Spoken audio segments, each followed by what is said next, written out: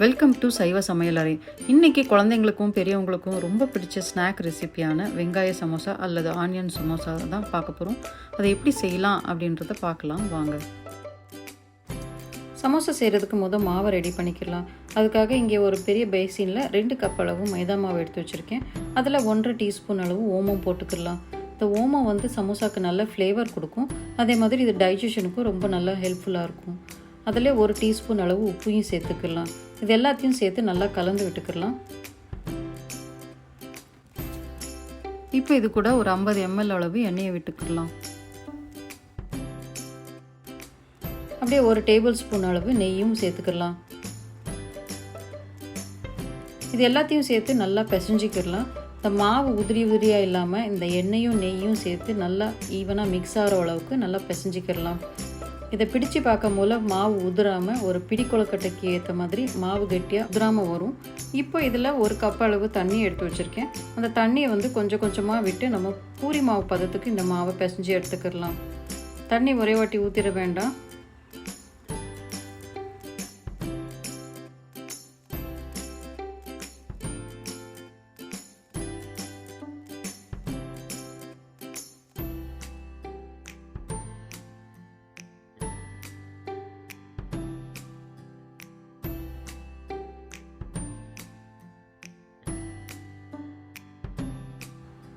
மாவு நல்லா பிசைஞ்சாச்சு.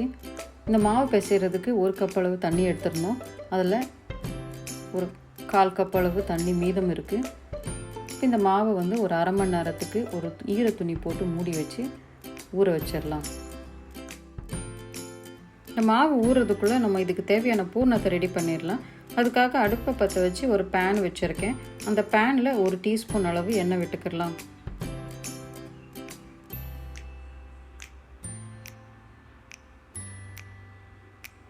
இந்த எண்ணெய் நல்லா காஞ்சதும் இதில் ஒரு பிஞ்ச் அளவு ஜீரகம் போட்டுக்கலாம். இந்த ஜீரகம் நல்லா பொரிஞ்சு வரட்டும்.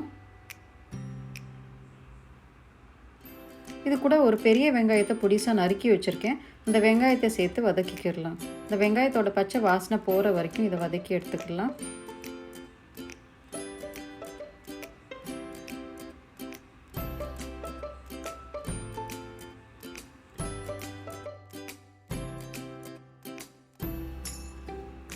இப்போ இது கூட ஒரு அரை இன்ச் அளவு இஞ்சி துண்டையும் ஒரு 4 பல் பூண்டையும் இடித்து வச்சுருக்கேன். அதையும் ஒன்றா சேர்த்து இந்த இஞ்சி பூண்டு வாசனை போகிற வரைக்கும் நம்ம வதக்கிக்கிடலாம். இப்போ இது கூட தேவையான மசாலா போட்டுக்கலாம். ஒரு 1/4 டீஸ்பூன் அளவு மஞ்சத்தூள்,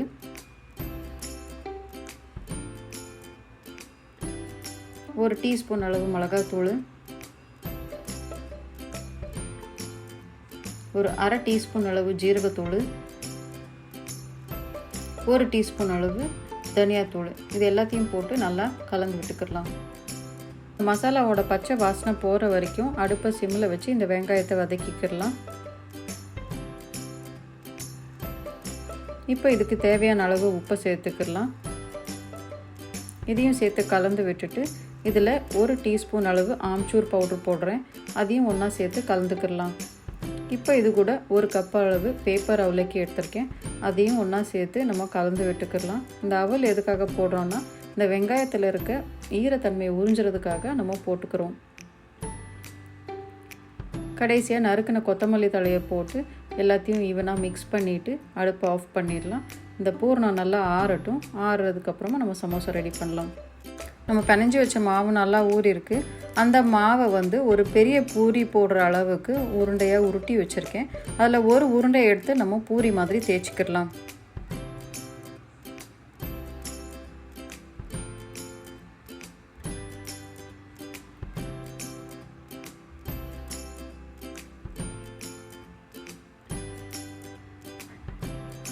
நம்ம தேய்ச்ச பூரியை இப்போ ஒரு கத்தியால் பாதியாக வெட்டிக்கிடலாம். அங்கே ஒரு கிண்ணத்தில் 1 டேபிள் ஸ்பூன் அளவு மைதா மாவில் கொஞ்சம் தண்ணி விட்டு பேஸ்ட் மாதிரி கலந்து வச்சுருக்கேன். அந்த பேஸ்ட்டை நம்ம வெட்டின இடத்துல பாதி அளவு தேய்ச்சிட்டு இன்னொரு பாதியை இது கூட சேர்த்து ஒட்டிக்கிடலாம். இது ஒரு கோன் ஷேப்பில் வந்திருக்கும். இந்த ஒட்டின இடத்துல எங்கேயும் ஓட்டை இல்லாத மாதிரி பார்த்துக்கோங்க.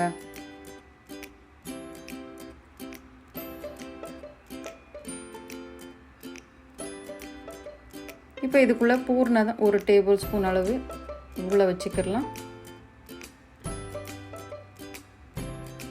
பூர்ணத்தை நல்லா உள்ளே அமுக்கிட்டு அந்த எட்ஜஸில் மறுபடியும் அந்த பேஸ்ட்டை தடவிட்டு நம்ம ஒட்டி வச்சிடலாம்.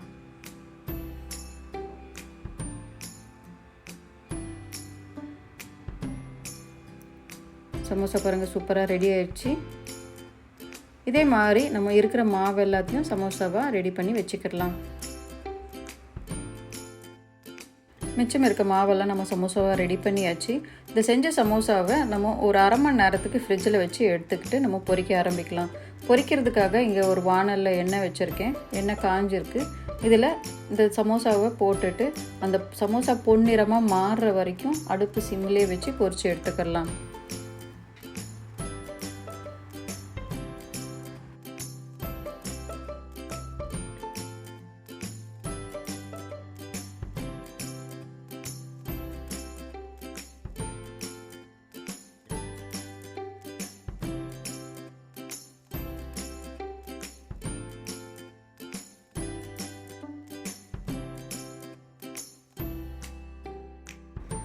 நம்ம எண்ணெயில் போட்ட சமோசா நல்லா பொன்னிறமாக மாறி இருக்குது. இது நல்லா கிறிஸ்பியாகவும் வந்திருக்கு. இப்போ இதை எண்ணெயை வடிகட்டி ஒரு பிளேட்டில் எடுத்து வச்சுக்கிடலாம். நம்ம சூப்பரான ஆனியன் சமோசா தயாராகிடுச்சு. இங்கே ஒரு பிளேட்டில் சர்வ் பண்ணியிருக்கேன் பாருங்கள். இதுக்கு தொட்டுக்கிறதுக்கு நான் டொமேட்டோ கெச்சப் வச்சுருக்கேன். இது கூட புதினா சட்னியும் சேர்த்து சாப்பிட்டா ரொம்ப சூப்பராக இருக்கும். இந்த ஆனியன் சமோசாவை நீங்களும் ட்ரை பண்ணி பாருங்கள். ட்ரை பண்ணிவிட்டு உங்களுக்கு எப்படி வந்தது அப்படின்றத கமெண்ட்ஸில் சொல்லுங்கள். இந்த வீடியோ பார்த்ததுக்கு ரொம்ப நன்றி.